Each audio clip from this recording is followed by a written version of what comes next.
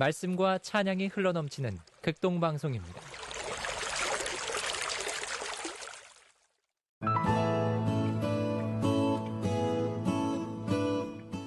안녕하십니까. 말씀이 힘이 있어 흥황하는 교회 신월 중부교회 최영강 목사입니다. 기도의 성자라 불리는 조지 뮬러는 그의 기도의 비밀을 묻는 자들에게 언제나 이렇게 대답했습니다. Pray according to his promise. 하나님의 약속에 근거하여 기도하십시오. 하나님의 말씀에 근거하여 기도하십시오. 그렇습니다. 이런 기도만이 진정한 기도요. 이런 기도만이 힘이 있는 기도입니다. 왜 이런 기도가 힘이 있는지 아십니까? 하나님은 당신이 하신 약속에 충실하신 분이시기 때문입니다. 우리의 자녀들이 하는 말 가운데 우리들을 꼼짝 못하게 하는 한마디 말이 있습니다. 그것은 아빠, 엄마, 약속했잖아요 라는 말입니다. 하나님도 마찬가지입니다. 그러므로 우리들이 하나님께 기도할 때마다 하나님의 약속에 근거하여 하나님 약속하지 않으셨습니까? 라고 기도할 수 있어야 합니다.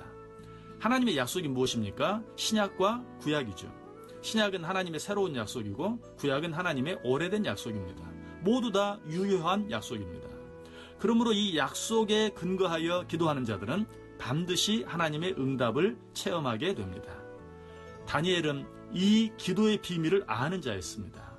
그래서 그는 기도할 때 반드시 하나님의 말씀, 하나님의 약속에 근거하여 그 말씀을 붙잡고 기도했습니다. 다니엘서 9장에 보면 이스라엘 백성들을 위한 다니엘의 유명한 기도가 나오는데 그 기도는 다니엘이 말씀을 읽는 중에 그 말씀 속에서 이스라엘 백성들이 70년 만에 포로에서 해방되게 될 것이라는 사실을 깨닫고 그 말씀을 붙잡고 드린 기도였습니다. 그 기도의 내용 가운데 주를 사랑하고 주의 계명을 지키는 자를 위하여 언약을 지키시고 그에게 인자를 베푸시는 이시여 라는 말이 나옵니다. 이 말이 무슨 말인지 아십니까? 이 말은 다른 말이 아니라 바로 하나님 약속하지 않았습니까? 약속을 지키십시오 라는 뜻입니다. 하나님은 이렇게 기도하는 자들의 기도를 응답해 주지 않을 수 없습니다. 반드시 응답해 주십니다. 실제로 다니엘이 이렇게 기도했을 때 하나님께서 즉시 응답해 주셨습니다. 다니엘서 9장 끝에 보면 하나님께서 다니엘의 기도에 응답해 주신 내용이 나옵니다. 그 내용을 제가 한번 읽어보겠습니다. 다니엘서 9장 21절에서 23절까지의 말씀인데요. 곧 내가 기도할 때에 이전에 환상 중에 본 그 사람 가브리엘이 빨리 날아서 저녁 제사를 드릴 때쯤에 내게 이르더니 내게 가르치며 내게 말하여 이르되 다니엘아 내가 이제 내게 지혜와 총명을 주려고 왔느니라. 곧 내가 기도를 시작할 즈음에 명령이 내렸으므로 이제 내게 알리러 왔느니라. 너는 크게 은총을 입은 자라. 그런즉 너는 네 일을 생각하고 그 환상을 깨달을지니라. 이 말씀을 자세히 보면 하나님께서 당신의 약속에 근거하여 당신의 뜻대로 되어지기를 위하여 드리는 기도에 대해 그 기도가 맞춰지기도 전에 아니 그 기도가 시작되자마자 즉각적으로 반응하시고 응답해 주신 것을 알 수 있습니다. 하나님께서 왜 이렇게 하실까요? 하나님의 약속에 근거한 기도 그리고 하나님의 뜻대로 되어지기를 원하는 기도는 하나님과 하나님의 나라에는 물론이요 그렇게 기도하는 우리들 자신에게도 손해가 될 이유가 전혀 없기 때문입니다. 그러므로 그런 기도의 응답을 지체하실 이유가 전혀 없는 것입니다. 그러므로 우리는 기도할 때 반드시 하나님의 말씀에 근거하여 그 말씀을 붙잡고 기도할 수 있어야 합니다.